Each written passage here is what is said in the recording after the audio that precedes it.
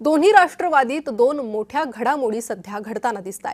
एकीकडे सुनेत्रा पवारांकडे नेतृत्व गेलेल्या राष्ट्रवादी पक्षातील खदखद उघड झाली आहे। पक्षाचे राष्ट्रीय सचिव सच्चिदानंद सिंह यांनी सुनेत्रा पवारांच्या राष्ट्रीय अध्यक्षपदाच्या निवडीला आव्हान देणारी कायदेशीर नोटीस बजावली आहे। तर दुसरीकडे शरद पवारांची राष्ट्रवादीकडून एनडीएचे वेध लागल्याची चर्चा आहे। जयंत पाटील यांच्या नेतृत्वाखाली महत्त्वपूर्ण बैठक झाल्याची माहिती आहे।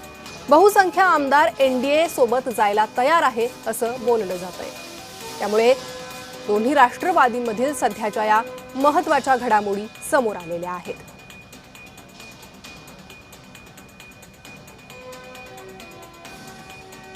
एकीकडे सुनेत्रा पवारांच्या अध्यक्षपदाला पक्षातूनच आव्हान देण्यात आलेलं आहे।